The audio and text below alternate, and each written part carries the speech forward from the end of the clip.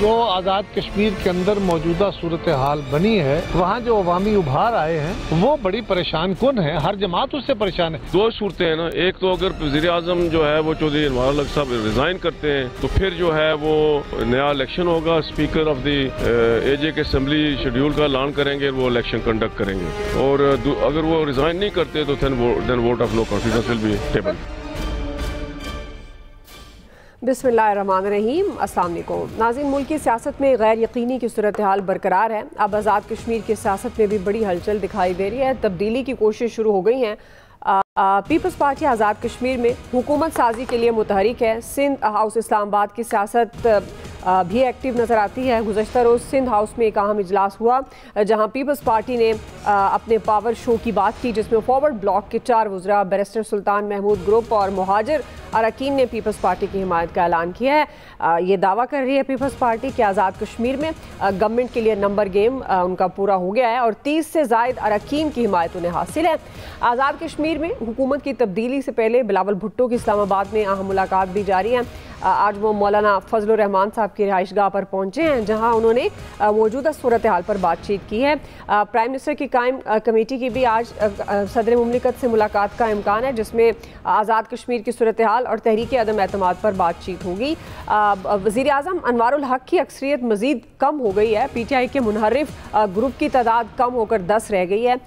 मुशावरत भी मुकम्मल कर ली है उन्होंने और करीबी ज़राए के मुताबिक चौधरी अनवार उल हक को मुस्ताफ़ी होने का मशवरा दिया गया है। ताहम प्राइम मिनिस्टर आज़ाद कश्मीर के पास असम्बली तहलील करने का इख्तियार भी मौजूद है। इसी मुनासबत से आज का पहला और बड़ा सवाल होगा। पैनल में शामिल हैं अयाज खान साहब, आमिर इलियास राना साहब, फैसल हुसैन साहब, नवीद हुसैन साहब और मोहम्मद इलियास साहब। आप सबका शुक्रिया। आमिर साहब, आपसे आगाज़ कर रही हूँ, चूँकि अब ये आज़ाद कश्मीर में नून लीग के बगैर गवर्नमेंट बनाएंगे, पीपल्स पार्टी का ये दावा और अरकान उनकी तादाद भी पूरी है। ऑलरेडी नून लीग भी ये कह चुकी है कि वो आज़ाद कश्मीर में हुकूमत का हिस्सा नहीं बनेगी। तो आपके ख्याल में ये हुकूमत की तब्दीली क्यों ज़रूरी है? देखें, 2-3 चीज़ें हैं। नंबर 1, हमारे साथी हैं खालिद महमूद साहब, 8 अक्टूबर को इन्होंने ये खबर ब्रेक की थी कि प्राइम मिनिस्टर की सरबराही में जो पीपल्स पार्टी और नून लीग का इजलास हुआ है और उसमें सब लोग समझ रहे थे कि ये पीपल्स पार्टी और नून लीग के आपस के मसाइल पे बात है और खबर हमने दी कि ये आज़ाद कश्मीर के हुकूमत के तब्दीली का फैसला हुआ है। उस पर कुछ हल्कों की तरफ से एतराज़ आया, अब वो जवाब दे दें। हुकूमत तब्दील हो ना हो, हमारा काम है खबर देना। पहले नून लीग ने हमायत से दस्तबरदारी की आज़ाद कश्मीर की हुकूमत की और अब पीपल्स पार्टी अदम एतमाद के लिए और नए वज़ीर आज़म के लिए बात कर रही है। तो खबर तो वो दुरुस्त हो गई कि हम अपने काम पे तवज्जो रखते हैं, कोई जो मर्जी कहता रहे कि हमें खबर देनी होती है, हमने दी खबर। अब आ जाए कि क्या है, जाहिर है कि ये एक कमज़ोर वज़ीर आज़म थे और आज PTI की तरफ से बहुत सारे लोग कह रहे हैं कि जी चौथा वज़ीर आज़म, तो 2 तो इमरान खान ने खुद ही बदल दिए थे ना। आपको पता है कि सरदार तनवीर इलियास को वो कयूम नियाजी की जगह पे ले आए थे, जिनको कहा गया था कि वो ATM वज़ीर आज़म बने थे और फिर उनको हाई कोर्ट ने नाअहल करार दे दिया था, सजा हो गई थी उनको। अब एक ये लेके आए और अब उसकी पहला फेलवर ये था कि जो आज़ाद कश्मीर में अवामी एक्शन कमेटी बनी, उनका एहतजाज ही ये था कि आज़ाद कश्मीर की हुकूमत काम नहीं कर रही है, पता नहीं कहाँ रहते हैं वज़ीर आज़म। तो होना तो ये चाहिए था कि उस वक्त जब 3 रुपए बिजली का यूनिट किया था और एक इंतजामी कमजोरी सामने आई थी तो फैसले किए जाते, लेकिन अब कर लिया गया है। बहरहाल 8 महीने की हुकूमत है, पीपल्स पार्टी वहीं की जमात है, नून भी वहीं की जमात है, PTI भी वहीं की थी। आज वो हमारे दोस्त हैं पुराने सहाफ़ी और आजकल PMLN में है मुश्ताक मिन्हास, उनका मैं एक ट्वीट देख रहा था, वो कह रहे थे कि हमारे 36 में से कितने 2 लोग टूटे 5 साल में, 4 साल में, और इनके रह ही 4-5 गए हैं PTI के, कि ये है इनकी फरासत और हिमायत के। जी खुद इमरान खान पहले अदम एतमाद करते हैं लोगों पे। अब जब ये वज़ीर आज़म नहीं चल रहे और पीपल्स पार्टी ने फैसला किया है, मैं ख्वाजा साद रफ़ीक को बहुत अच्छा फॉलो भी करता हूँ, वो पॉलिटिकली एक बड़े दिलेर शख्स हैं। उन्होंने कहा कि फैसला देर से किया लेकिन ठीक फैसला किया कि उस हुकूमत को जो काम नहीं कर रही चलता करना चाहिए। अब पीपल्स पार्टी ने बैरिस्टर सुल्तान पहले पीपल्स पार्टी के स्टालवर्ड थे और अब उनको दोबारा वापस उनके बच्चे बेटे समेत ले आए हैं और वो जो वहाँ पे चूंकि फ्लोर क्रॉसिंग की शिक ही नहीं है आज़ाद कश्मीर में कि कोई जहाँ मर्जी तैरना चाहे और वो वहाँ पे अपना शौक पूरा कर ले, तो वो अब अगर वहाँ जा रहे हैं और उनका नंबर गेम पूरा है। हमारे नुमाइंदे आसिफ रज़ा मीर, मैंने उनसे भी राब्ता किया था, लेकिन अभी तक तरदीद आ रही है आज़ाद कश्मीर के वज़ीर आज़म की तरफ से रिजाइन की। बट अब वो बात वो है, जी का जाना ठहर गया, सुबह गया कि शाम गया। हमारे यहाँ सियासत और रियासत इसी तरह चलती है। यहाँ 78 साल से कोई तब्दीली नहीं आई वो चाहे आप जीबी में हो, चाहे आजाद कश्मीर में हो, या बाकी 4 सूबों में हो, इसी तरह चलता है। जब जोर होता है तो मंजूर भट्टू को लाया जाता है गुलाम हैदर वाई की जगह पे, कभी किसी को ले आते हैं कि ये जब कमजोरियां होती हैं सामने तो फिर चेंजेस आने लग जाती हैं। ये वही कुछ है, यही इक़्तिदार यानी राजनीति का खेल है जो जारी है। सही जी। अयाज साहब आप इस्तीफा देंगे वज़ीर आज़म अनवारुल हक साहब, या आपको ख्याल में पीपल्स पार्टी तहरीक अदम एतमाद रहेगी? और सबसे जो बुनियादी सवाल है, कम ही वक्त रह गया तो अब ये तब्दीली की ज़रूरत क्यों? ज़्यादा चांसेस इस्तीफे के हैं, लेकिन मैं भी अगर आप इजाज़त दें तो 8 अक्टूबर पे वापस थोड़ी देर के लिए जाना चाहता हूँ। जी जी।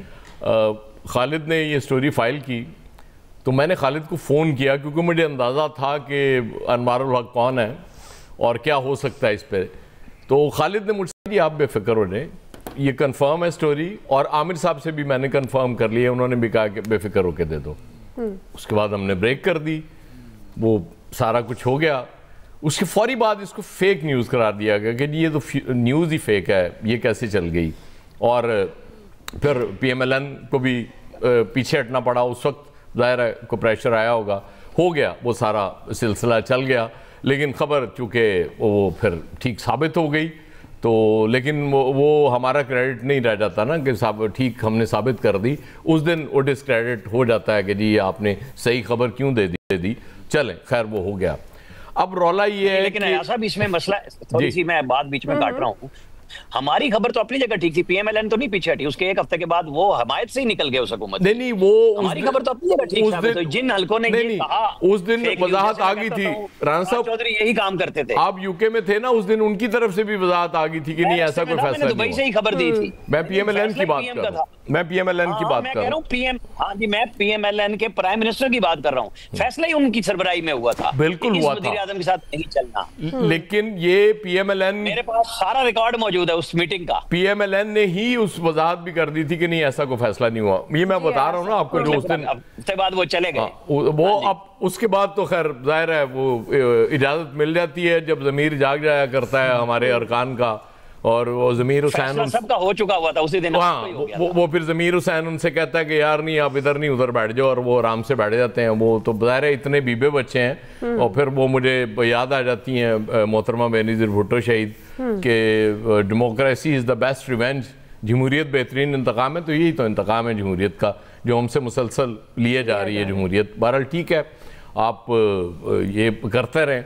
अब रौला ये है कि कुछ चीज़ें जो नज़र नहीं आ रही बज़ाहिर, लेकिन कहीं ना कहीं वो उनका एहसास हो रहा है कि वो जो सेम पेज है ना PMLN और वो इस्टेब्लिशमेंट का, जी जी, वो पेज तो मौजूद है, लेकिन कहीं कहीं मुझे कुछ हर्फ मिटते हुए कहीं दिखाई देते हैं बाज़ औक़ात।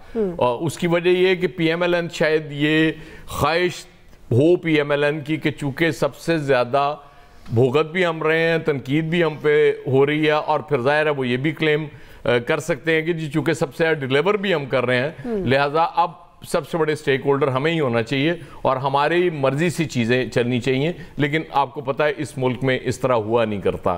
तो गालिबन ये एक पहला वो हो सकता है उधर आज़ाद कश्मीर में पीपल्स पार्टी को ये वजारत आला दे के ये एक मैसेज भी हो सकता है कि नहीं चीज़ें ऐसी चलेंगी। मतलब किसी एक को हम एक्स्ट्रा ऑर्डिनरी वो नहीं देंगे, क्योंकि जरदारी साहब कुछ अरसा पहले उनसे किसी की बात हुई थी तो बड़े कॉन्फिडेंट से कि मेरी बात होगी है, चीज़ें अब बेहतरी की तरफ आएंगी। आपको पता नहीं पीपल्स पार्टी के PMLN का फड्डा तो चल रहा है। तो बहरहाल 8 महीने हों 6 महीने हों और मुश्ताक मिन्हाज साहब जो मर्जी दावा करते रहें, क्रेडिट लेते रहें, मुश्ताक मिन्हाज साहब जब ज़मीर जगाना होगा ना तो आपके अरकान का भी जाग जाएगा। आप बिल्कुल टेंशन ना लें। सही जी। फैसल साहब, आपको क्या लगता है क्यों तब्दीली ज़रूरी है? और अब ये सारी सिचुएशन में ज़ाहिर है नून लीग तो वैसे कह रही है हम हिस्सा नहीं बनना चाहते। पीपल्स पार्टी ऑलरेडी कह रही है ठीक है आप बने ना बने, हम तो पहले ही चाहते हैं कि हम आपके बगैर हुकूमत बनाएंगे। देखिए इसमें भी 3-4 पहलू हैं। अब हर पहलू पे अगर मुख्तसर सी नज़र डाल लें तो शायद सूरत हाल वाज़ेह हो जाए। ये जो मौजूदा वज़ीर आज़म है ये बिल्कुल इसी तरह वज़ीर आज़म बनाए गए जिस तरह इस वक्त पाकिस्तान के इलेक्शन हुए थे या जो मुस्लिम लीग की जो है ना वो गवर्नमेंट लाएगी, इसी तरह उनको वज़ीर आज़म बनाया गया और ये कहा सियासी जमातों को कहा गया कि आपने जो है इनकी हिमायत करनी है, वो उनकी हिमायत जो है वो हो गई। दूसरा पहलू इसका जब शुरू होता है, जब वहाँ पे एहतजाजी तहरीक शुरू होती है और वो किसी के काबू में नहीं रहती, वो बिल्कुल जो है वो बेकाबू हो जाती है एहतजाजी तहरीक, और वो एहतजाजी तहरीक के पीछे कोई लीडरशिप नहीं होती। वहाँ के आम लोग शुरू करते हैं, वहाँ के ट्रेडर शुरू करते हैं और वहाँ पे बिल्कुल उसमें आम आदमी उस तहरीक का जो है वो बिल्कुल जो है वो बराह रास्त जो है वो हिस्सा बन जाता है। हुकूमत जो है उस तहरीक को रोकने में भी नाकाम हो जाती है। सियासी जमातें जो हैं वहाँ की सियासी जमातें, पीपल्स पार्टी, मुस्लिम लीग और दीगर जमातें हैं, ये बिल्कुल जो है बेवक़्त हो जाती हैं। तो यही जमातें जाके फिर मौजूदा वज़ीर आज़म को लाने वालों से कहती हैं कि भाई आपने क्योंकि सियासी जमातों को बेअसर कर दिया था, उसका ये जो है ये शाखसाना है, ये जो तहरीक है जो आज़ाद कश्मीर में जो आग लगी है, अगर सियासी जमातों का असर रसूख ख़त्म ना किया जाता तो ये जो है सूरत हाल नहीं होती। तो बेहतर ये है कि इस जो वज़ीर आज़म है, जबकि वज़ीर आज़म जो है वो डमी है, जैसे भी है उनके बारे में गमूमी तासुर ये है कि वो शरीफ आदमी है, एक असर अंगेज़ वज़ीर आज़म नहीं है, लेकिन बहरहाल उनके ऊपर कोई ऐसे इल्ज़ामात नहीं है। तो इन वज़ीर आज़म को हटा के आप एक पॉलिटिकल गवर्नमेंट को लेकर आ जाएँ, तो वो पॉलिटिकल गवर्नमेंट आएगी और पॉलिटिकल गवर्नमेंट आने के बाद काम करेगी, और काम करने के बाद वहाँ इस वक्त जो वहाँ के लोगों में जो गुस्सा है, गुस्सा तो बहुत हल्का लफ्ज़ है और बहुत कुछ है, उस गुस्से वो जो है ना वो हम ख़त्म कर देंगे, ख़त्म जो है उसको कर दिया जाएगा। तो इस बुनियाद पे बोला अभी फैसला किया भाई इनको हटा दो, इन सियासी जमातों को लेके आ जाओ। अब इस सियासी जमात को लाने के लिए, पीपल्स पार्टी को लाने के लिए जो है वो हॉर्स ट्रेडिंग की जा रही है। जो उम्मीदवार तहरीक इंसाफ के टिकट पर जिस तरह भी जीते थे, तहरीक इंसाफ से के वाबस्तगान थे, वो तोड़ के जो है वो पीपल्स पार्टी को जो है वो तोहफे में दे दिए गए, या पीपल्स पार्टी ने जो है अपनी सियासी बसीरत से, सियासी ताकत से और मादी वसाइल से जो है उनको जो है वजीर का लालच देकर या कोई और लालच देकर जो है वो अपना हमनवा बना लिया, इनके पास आके बैठ गए। अब आप जो है वो तहरीक ठीक जी फैसल साहब, सिर्फ एक फिक्र कह दूं, ये टूटे हुए ऑलरेडी थे, ये फॉरवर्ड ब्लॉक था पीटीआई का। बैरिस्टर सुल्तान जो प्रेसिडेंट है इस वक्त, उनके लोग थे, ये ऑलरेडी टूटे हुए थे। आधा ज़मीर पहले जगह हुआ था, इनको एक और जगह पे सीम हो गई है। आधा ज़मीर पहले जगह हुआ था। ये इस वक्त वजीर हैं, ये वजीर हुकूमत हैं जो गए हैं। जी फैसल साहब, हाँ ठीक है ना, वो तो टूटे हुए जिस तरह वो टूटे थे उसी तरह ये इस तरह के टूटे हुए सितारे हैं जो मुकम्मल जिनकी ना कमान जो ना हाथ में होती है, दोबारा भी इनको तब्दील होना होगा तो फौरी तौर पे हो जाएंगे, इतनी प्रॉब्लम नहीं करेंगे। अब ये पीपल्स पार्टी जो है इनका जो हुकूमत आ जाएगी, बात सही है आमिर साहब की कि वज़ीर आज़म जो मौजूदा हैं वो तो कोई लम्हा है, किसी वक्त बेहतर उनके लिए भी यही रिज़ाइन कर दें, तहरीक अदम एतमाद तो 100% जो है ना वो कामयाब हो जाएगी। बिल्कुल। अब इसका जो सबसे अहम पहलू है वो पहलू ये है कि आप ये जो सिस्टम तब्दील कर रहे हैं वो इसलिए कर रहे हैं कि वहाँ जो तहरीक चल रही है आम लोगों में, वो आम लोगों में जो गुस्सा है उसको ख़त्म कर दिया जाए। ये सियासी लोग आएंगे उसको ख़त्म कर देंगे और फिर वहाँ की तहरीक जो है ज़ीरो हो जाएगी। लेकिन ये जो लोग कैलकुलेशन कर रहे हैं, ये 100% जो है ना ये मिस कैलकुलेशन कर रहे हैं, ये उसको अंदाज़ा नहीं कर पा रहे कि अगर उनका गुस्सा वहाँ के लोगों का इतना है तो जिस तरह तहरीक अदम एतमाद आ रही है उसके बाद उनका गुस्सा, उसको आप 2 से मल्टीप्लाई कर ले वो डबल हो जाएगा, होना शुरू हो गया है। इस तहरीक अदम एतमाद का जो रिएक्शन है उसकी जो है वो जो है ना कैलकुलेशन नहीं कर रहे। वो जो आमिर साहब ने भी ख्वाजा साद रफ़ीक का हवाला दिया है उनके ट्वीट का, जी उनके ट्वीट का मेरे ख्याल आखिरी लाइन या सेकंड लास्ट लाइन ये है कि आइंदा जो आज़ाद कश्मीर के इंतखाबी नताइज होंगे ना, मुझे हुर्फ नहीं पता, वो जुमला इस वक्त मेरे जहन में नहीं है, लेकिन इस तरह उसका मफहूम है कि वो मावरा अकल नताइज होंगे जो अब जो होंगे, लोगों को अंदाज़ा नहीं है कि आइंदा क्या नताइज होंगे। तो फिर एक सियासी गलती इन वज़ीर आज़म को लाके की गई, किसी सियासी जमात का मैंडेट छीन कर की गई, और अब जिस तरह पीपल्स पार्टी को लाया जा रहा है, ये एक और सियासी गलती जो है वहाँ की जा रही है। और जिस मसले को हल करने के लिए की जा रही है वो मसला हल होने के बजाय वो मज़ीद शिद्दत इख्तियार करेगा। तो अल्लाह ताला रहम फरमाए कि हम क्या आज़ाद कश्मीर को भी हम क्या KPK और बलूचिस्तान के साथ जाके खड़ा करना चाहते हैं। तो ठीक है जी नवीद साहब। अच्छा तो आप देखें, एक इम्प्रेशन ये क्रिएट किया जा रहा है कि जो एक्शन कमेटी का जो एहतजाज हुआ है उसके नतीजे में जो है ये अनवारुल हक साहब को जो है इनको चलता किया जा रहा है। ऑब्वियसली ये भी एस्टैब्लिशमेंट के आदमी थे, फॉरवर्ड ब्लॉक बना के पीटीआई में जिस तरह से इनको लाया गया था। इशू ये है कि जो एक्शन कमेटी का जो भी एजेंडा था वही एजेंडा अनवारुल हक का एजेंडा था। मजे की बात यह है कि ये शख्स शायद वो जो आज़ाद कश्मीर में जो ट्रेडिशनल पॉलिटिशियन हैं, जो रिवायती वहाँ के सियासतदान हैं, उनकी तरह के ये नहीं थे। इन्होंने बहुत सारी ऐसी चीज़ें की। अभी भी देखें, मेरे ख्याल में उनके ख़जाने में इस वक्त 30 से 40 अरब रुपया पड़ा है, जो कि अभी कहीं उसका मसरफ नहीं है, यानी उसके लिए वो कहीं पे उसकी एलोकेशन नहीं हुई। तो मेरे ख्याल में नज़रें जो हैं उस 30-40 अरब रुपए के ऊपर हैं। इन्होंने आके प्राइम मिनिस्टर हाउस का जिस तरह से ख़र्चा जो है वो तकरीबन आधे से भी ज़्यादा किया, जिस तरह से इन्होंने पोस्टिंग और ट्रांसफर्स और ये चीज़ें जिस तरह से इन्होंने रोकी, उसके ऊपर जो ट्रेडिशनल पॉलिटिशियन थे वो इनसे सख्त नालां थे। और अब वो इशू ये दिखाया ये जा रहा है कि जी वो एक्शन कमेटी जो है वो एक्शन कमेटी के एहतजाज के नतीजे में इनको जो है वो फारिग किया जा रहा है। तो ऐसा कुछ नहीं है। सही। अगर एक्शन कमेटी के मुतालबात को आप देखें, एक्शन कमेटी ने नो डाउट ये तो कहा कि हम गवर्नमेंट के साथ मुज़ाकरात नहीं करेंगे, लेकिन उन्होंने कहीं पे भी ये नहीं कहा कि इस गवर्नमेंट को चलता करें। ये जो इस गवर्नमेंट को अनवारुल हक साहब को हटाने की बात हुई है, ये बेसिकली वहाँ के ट्रेडिशनल पॉलिटिशियन जिनके खांचे बंद कर दिए थे अनवारुल हक साहब ने, ये उनकी तरफ से जो है वो बात पहुंचाई गई ऊपर तक। अनवारुल हक साहब के खिलाफ मेरे ख्याल में 1-2 मरतबा पहले भी इसी तरह की अदम एतमाद की जो है वो कोशिशें हुई हैं, लेकिन सिंस इनको एस्टैब्लिशमेंट की पूरी सपोर्ट हासिल थी तो इस वजह से जो है वो जो पहले कोशिशें हुई वो कामयाब नहीं हो सकी। तो यहाँ पे वो ट्रेडिशनल पॉलिटिक्स जो है वो मेरे ख्याल में वो जीत गई और इनको जो है अब इनको भेजने की बात की जा रही है। पीपल्स पार्टी के लिए अब यानी single largest party, obviously mandate जैसे फैसल ने कहा, जो इलेक्शन में मैंडेट था वो तो पीटीआई का था, लेकिन पीटीआई में फॉरवर्ड ब्लॉक बना के उसको जो है उसकी अद्दी अक्सरियत को जो है वो ख़त्म कर दिया गया। यहाँ पे अब जो पीपल्स पार्टी है वो सेकंड लार्जेस्ट पार्टी है और वो जो पीटीआई के फॉरवर्ड ब्लॉक के मेंबर्स हैं और फिर मुहाजिरीन की जो सीटें हैं वो मिला के वो इजीली मेरे ख्याल में वो गवर्नमेंट वहाँ पे बना लेंगे।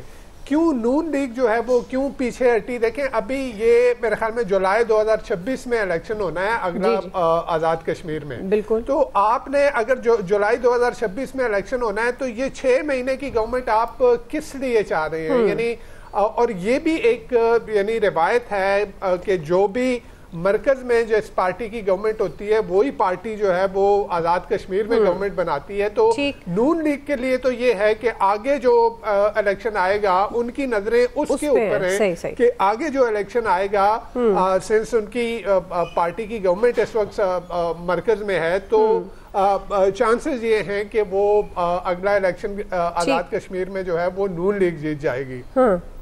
इसी वजह से उन्होंने कहा कि जी हम इसका हिस्सा नहीं बनना चाह रहे। ठीक।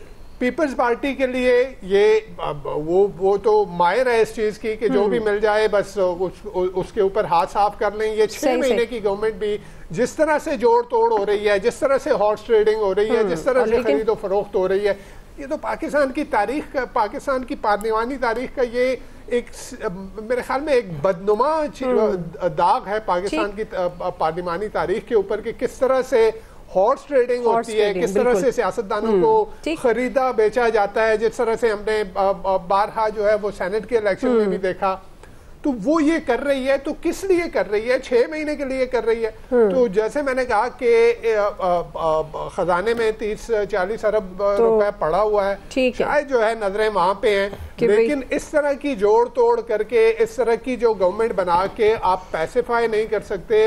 एक्शन कमेटी का एजेंडा जो है वो वही वाला एजेंडा है जो कि अनवारुल हक साहब का एजेंडा था, लेकिन जो ट्रेडिशनल पॉलिटिशियन है मेरे ख्याल में they had the last loaf, उन्होंने जो है वो मैदान मार लिया। उन्होंने जो उनके सामने एक ऑब्स्टिकल था उसको हटाने में शायद वो कामयाब हो जाए।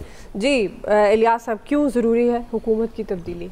हुकूमत की तब्दीली ज़ाहिर है ज़रूरी, तो आप देख लें पहले एहतजाज हुआ एक्शन कमेटी का, जो उसके बाद जो थी कि वो भी एक सिलसिले की कड़ी थी। उसके बाद जो गवर्नमेंट चेंज थी उसके बाद मैं पता है आपको कि इस बारे में जो है कि फेडरल गवर्नमेंट का भी प्रेशर था कि जी गवर्नमेंट चेंज करना का सोचा हुआ था उस तरह जिस तरह सोचा हुआ था, लेकिन उनको अगर चाहे हिस्सा नहीं मिल रहा लेकिन पीपल्स पार्टी इसमें गवर्नमेंट अपनी बना रही है। तो जो गवर्नमेंट बना रही है बेज़ाहिर एक वक्त के हिसाब से था, जिस तरह वो गवर्नमेंट आई उसी तरह गई, और जिस हिसाब से अब लेके आना चाह रहे हैं पीपल्स पार्टी ने बिल्कुल अपनी यानी कि हमायत भी हासिल कर ली है और जिस तरह अक्सरियत भी हासिल कर ली, तो वो ज़ाहिर है उनके लिए कोई मसला नहीं है। गवर्नमेंट के लिए जो हॉर्स ट्रेडिंग जो भी जिसको जो मर्जी कह लें, लेकिन गवर्नमेंट तो बन रही है उनकी। तो लेकिन ये साथ में जो है कि उनके साथ जो है फॉरवर्ड ब्लॉक है वो भी उनके साथ आ रहा है, तो इसलिए नून लीग के लिए उन्होंने कोई ऐसी नहीं किया कि नून लीग साथ आए, उनको साथ मिलाना भी नहीं पसंद कर रहे इस वक्त जिस तरह के हालात हैं।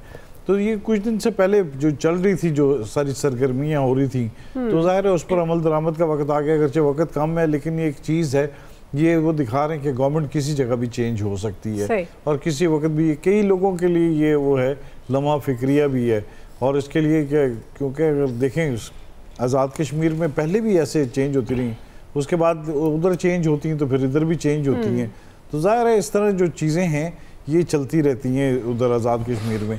लेकिन उस देख लें एक्शन कमेटी के वो जो मुतालबात थे कि महाजरीन की सीटें ख़त्म की जाएँ या दूसरी चीज़ें, वो नहीं हुई, लेकिन गवर्नमेंट चेंज हो रही है, गवर्नमेंट की जो चेंज हो रही है, पॉलिटिकल पार्टी जो चेंज कर रही है, तो उसमें देख लें किसी ज़माने में ब्लू आइड थी उनकी गवर्नमेंट एक रही, और लेकिन अब वो चेंज हो गई। तो ये चेंज होता रहता है सियासत में, ये सारे मामलात वगैरह तो चलते रहेंगे ये, लेकिन ये चीज़ें हैं कि वो देखें कि अगली इसके बाद जो गवर्नमेंट बनती है उसके लिए कितना टफ टाइम आता है, क्या सेटअप है, अगली गवर्नमेंट में वो रह सकती है कि नहीं रह सकती, क्योंकि ये हमेशा देखने में आया है कि जिसकी फेडरल में गवर्नमेंट है उधर आज़ाद कश्मीर में उसकी गवर्नमेंट होती है। तो ये है कि अगला पीपल्स पार्टी इसको बरकरार रख सकेगी क्या, पीपल्स पार्टी के लिए क्या टफ टाइम आएगा, क्या एक्शन कमेटी दोबारा खड़ी होती है, ये तमाम चीज़ें देखनी पड़ेंगी उनको एक दफ़ा के। ये अगरचे 6 महीने लेकिन बड़ा टफ टाइम होगा ये। सही ठीक है जी। कश्मीर में तब्दीली की बात ज़ाहिर है ये सियासी हलचल अब देखते हैं इसमें किस तरह की, ख़ासतौर पर पाकिस्तान पीपल्स पार्टी के हवाले से जो हमारा बुनियादी सवाल था कि उनके पास नंबर गेम पूरी है और वो हुकूमत बनाने जा रहे हैं और उसमें नून लीग भी शामिल नहीं होगी, तो हम बुनियादी सवाल जो था कि तब्दीली ज़रूरी क्यों है हुकूमत के हवाले से, तो राय आपने जानी एक्सपर्ट्स की। अभी एक ब्रेक से वापस आएंगे। दूसरा बड़ा सवाल अफगानिस्तान और पाकिस्तान के दरमियान होने वाले मुज़ाकरात के हवाले से हम सवाल ये उठा रहे हैं, क्या पाक अफगान मुज़ाकरात नतीजा खेज साबित हो सकेंगे? राय लेंगे ब्रेक के बाद।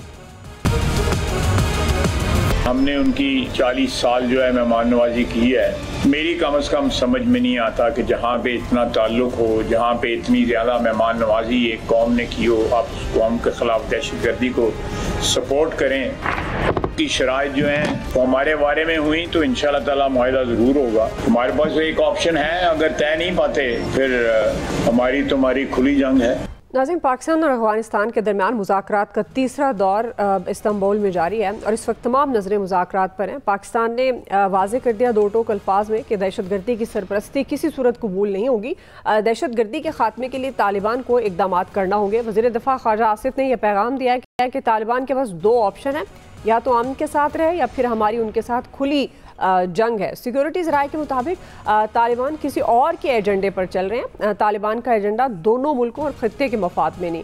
अफसोस की बात यह है कि मुज़ाकरात के दौरान भी अफगानिस्तान से दरअंदाजी का सिलसिला जारी है, जो अफगान तालिबान रजीम के दहशतगर्दी से मुद्दारों पर संजीदा सवालात उठा रही हैं। नवीद साहब, आपसे आगाज़ कर रही हूँ, चूँकि अब ये मुज़ाकरात का तीसरा दौर जारी है पाकिस्तान और अफगानिस्तान के दरमियान, क्या आप समझते हैं कि ये पाक अफगान मुज़ाकरात नतीजा खेज साबित हो सकेंगे? क्या मुस्तकिल अमन कायम हो पाएगा मुज़ाकरात के ज़मीन में?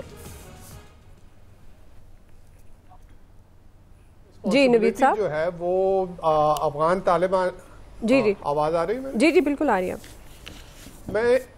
मैं ये कह रहा था तो कि ओनर्स ऑफ रिस्पॉन्सिबिलिटी मेरे ख्याल में जो है वो अफगान तालिबान के ऊपर है कि तालिबान, पाकिस्तान ने तो अपने लेजिटिमेट सिक्योरिटी कंसर्न जो हैं वो बयान कर दिए और बड़ी खुली तरह से बड़े वाज़े अल्फाज में कह दिया, और ये कोई सिर्फ दावे नहीं है, ये कोई इल्ज़ामात नहीं है, ये तो यूएन सिक्योरिटी काउंसिल की जो सैंक्शन मॉनिटरिंग कमेटी है उसकी जो है उसकी रिपोर्ट्स भी हैं कि अफगानिस्तान जो है दोबारा दहशतगर्दी का अड्डा बन रहा है। वहाँ पे जो है टीटीपी, वहाँ पे ISK, वहाँ पे जो है जो वीगर की जो मिलिटेंट ऑर्गेनाइजेशन है वो सारी वहाँ पे अलकायदा, ये सब वहाँ पे दोबारा जो है वो रीग्रुप कर रही हैं। वहाँ पे नए जो है ट्रेनिंग कैंप्स बन रहे हैं। और हमने ये भी देखा है कि पाकिस्तान की तरफ से भी बारहा सबूत दिए गए, दरअंदाजी के सबूत दिए गए, किस तरह से जो है वो इन्फिल्ट्रेशन हो रही है और किस तरह से वो आके यहाँ पे। लेकिन तालिबान की तरफ से एक अजीब सा ये यानी एक अजीब सी इलॉजिकल चीज़ जो है वो सामने आ रही है कि वो कंप्लीट डिनाइल में। मैंने पहले भी जिक्र किया था कि जो तीसरी ट्रायलैटरल मीटिंग चाइना, पाकिस्तान और अफगानिस्तान की हुई थी, वहां पे इन्होंने एडमिट किया था कि जी हम अफगानिस्तान की सरजमीन को किसी दूसरे रीजनल कंट्री या हमसाये के खिलाफ इस्तेमाल नहीं होने देंगे। लेकिन मजे की बात यह है कि 5वीं जो ट्रायलैटरल मीटिंग हुई इस्लामाबाद में, उसमें वो उससे बिल्कुल मुकर गए। तो ये एक डिनाइल जो है उनकी तरफ से, ये एक बड़ा इलॉजिकल डिनाइल है। लेकिन अगेन इसके पीछे भी 2-3 चीजें जो है वो नजर आ रही हैं। एक तो मेरे ख्याल में तालिबान रिजीम की अपनी लेजिटिमेसी और अपनी पॉपुलैरिटी जो है वो अफगानिस्तान में कम हो रही है, और उसको बॉल्स्टर करने के लिए वो शायद वो नेशनलिज्म का कार्ड इस्तेमाल कर रहे हैं। इसी वजह से वो ड्यूरेंट लाइन का इशू जो अफगान सरहद का इशू है उसको उठाते हैं। तो मेरे ख्याल में ये उनकी तरफ से एक ये भी हो सकता है, एक उनकी अपनी अंदर की जो कंधारियों और हकानी नेटवर्क के बीच में एक टग ऑफ वॉर चल रही है, एक कशाकशी चल रही है, ठीक है, वो रीजन भी हो सकती है। और तीसरी ये कि ये दोनों TTP हो या TTA हो, दोनों मेरे ख्याल में एक ही सिक्के के दो रुख हैं। आइडियोलॉजिकली, नजरियाती तौर पे वो एक। जी आमिर साहब, ठीक है जी, चूंकि वक्त कम है इससे जरा। जी आमिर साहब, देखें सिंपल सी बात है कि कतर और तुर्की दोनों मेजबानों को, पहले वो मेजबान थे और अब तुर्की वाले हैं और वहां मौजूद हैं उनके नुमाइंदे। पाकिस्तान ने वाज़ेह तौर पे कल बता दिया था और आज भी यही बात है कि बात करनी है तो फिर सॉलिड रास्ता बताएंगे। हमने उनको बता दिया है कि आपको क्या क्या इकदाम उठाने, और TTP को, BLA को, इन सब के दहशत गर्दों को जो पनाहगाहें मुयसर हैं और जो रसद मुयसर है उसको रोकना होगा। और वरना हमने उनको बता दिया कि आप नहीं रोक रहे तो हम अब अपना फैसला कर चुके हैं और आपको दिखा चुके हैं कि फिर हम आपके पास आके वहीं पे मारेंगे। तो तालिबान को जो गलतफहमी है कि इंडिया आके उनकी मदद कर सकता है, हमने बिल्कुल हर ऑप्शन को सारी दुनिया पे जो हमारे दोस्त हैं उनको क्लियर कर दिया है। अब कतर और तुर्की जितनी भी जोर लगा रहे हैं, हमने ये बता दिया कि इनको बता दें कि ये लिखे हुए को और बैठे हुए को मुकर सकते हैं, लेकिन हम इनके हमसाए हैं, उससे ये मुकर नहीं सकते। और हम इनको जब घुस के मार रहे हैं तो मजीद अब तबाही होनी है। फिर अभी तक हमने तालिबान रजीम जो इस वक्त गवर्नमेंट है उसको कोई नुकसान नहीं पहुंचाया। हमने दहशतगर्दी के अड्डे जहां पे उनको फैसिलिटेट किया जाता है उनको जाके, चाहे वो काबुल के नजदीक हो, चाहे वो हमारे बॉर्डरिंग एरिया हो, हमने हर जगह पे उनको निशाना बनाया है और इनको सबूत भी दिए हैं। हम अक़वाम मुत्तहिदा की भी बात कर लें, जो मर्जी कर लें, लेकिन हमारे पास तमाम ठोस शवाहिद मौजूद हैं। फैसला तालिबान ने करना है, पाकिस्तान अपना फैसला कर चुका हुआ है कि अब आपने इनके साथ जाना है, TTP BLA के साथ, या इनसे आपको अलग करना। जी आया साहब, नवीद साहब की आखिरी बात से इत्तफाक करते हुए कि ये दोनों एक हैं, इनमें कोई फ़र्क नहीं। ये बहुत मुद्दत से मेरा मौक़िफ़ है इस हवाले से। दूसरा ये भी बात ठीक है कि वो शायद इंडिया की शय उनको महसूस हो रहा था। तो देखिए, आप जो रूट कॉज है जब तक वो ख़त्म नहीं होता, जो इन्फिल्ट्रेशन हो रही है, जो दहशतगर्दी पाकिस्तान में हो रही है, उस पर काबू पाने की यकीन दहानी जब तक आप नहीं कराएंगे, हम आगे कैसे बढ़ सकते हैं। और ये अफगान महाजरीन भी, मैं क्या कहूँ इन्हें, महाजर तो बड़े अच्छे लोग हुआ करते थे, पनाहगुज़ीन ही कह सकता हूँ। इनसे तो यूरोप वाले भी अब तंग आ गए। मतलब जिस मुल्क में गए आपने उसका बड़ा गर्क कर दिया जाके। और एक चीज़ अफगान तालिबान हो या वो दूसरे वो जो कलदम तंजीम तालिबान हो, इनको एक चीज़ नहीं भूलनी चाहिए, याद रखनी चाहिए, इनका अगर सर्वाइवल हुआ है माजी में तो वो पाकिस्तान की वजह से हुआ है। और अगर पाकिस्तान के साथ ये बराह रास्त जंग छेड़ेंगे तो फिर इनके पल्ले कुछ नहीं रहेगा। ये क्लैरिटी से बता दूं। जी क्विकली ना ब्रेक से वापस आते हैं, यहीं से कंटिन्यू करेंगे। जी वेलकम बैक नाज़रीन। इलियास साहब, आपके ख्याल में नतीजा खेज साबित होंगे, मुस्तकिल अमन कायम हो सकेगा मुज़ाकरात के नतीजे? देखिए, मुज़ाकरात के लिए दो टोक जो कह दिया उनको, उसके मुताबिक उनको अमल दरामद करना पड़ेगा अपनी सरहद में, जो कि हमारी तरफ से भी जो दहशतगर्द उधर छुपे हैं, भारत की जानब से भी जो छुपे हैं, ख़ासतौर पर जो इंडिया की प्रॉक्सी वॉर लड़ने की कोशिश करें, तो उनको ख़त्म करना होगा। उनके लिए ये नहीं है कि खामोशी इख्तियार करके जी इधर हामी भर लें, उधर जाके कुछ ना करें। अगर इस तरह करेंगे तो फिर उनको मुंह तोड़ जवाब देंगे। बल्कि पाकिस्तान ने साबित किया, उनकी सरजमीन में घुस के उनको बताया कि उनके ठिकानों पर हमला किया है। तो ये इनके लिए एक बहुत बड़ा एक ये है, साबित किया है पाकिस्तान ने कि वो कर रहे हैं। तो इसको इस बात पर फिर UN की रिपोर्ट आ गई, फिर उसके बाद इंडिया भी इसके पीछे है कि इंडिया जी उधर फंडिंग भी कर रहा है और जिस तरह भी कर रहा है। तो फिर पाकिस्तान इस तरह नहीं करेगा तो पाकिस्तान के लिए सिर्फ एक ही है हरबा कि पाकिस्तान मुंह तोड़ जवाब देगा। और बिल्कुल उन्होंने जिस तरह लड़ने की कोशिश की है पाकिस्तान ने, उस तरह जाके उनको उसी मुकाम पर जाके जवाब दिया है। तो ये अब इनके लिए ये है कि जो दोस्त ममालिक से जिनसे इनसे कहा था, रिक्वेस्ट की थी कि भी जंग को रोक दिया जाए और हमारी बातचीत की जाए, तो फिर उनके लिए अगर जो किया है तो फिर उनको भी भरम रखें।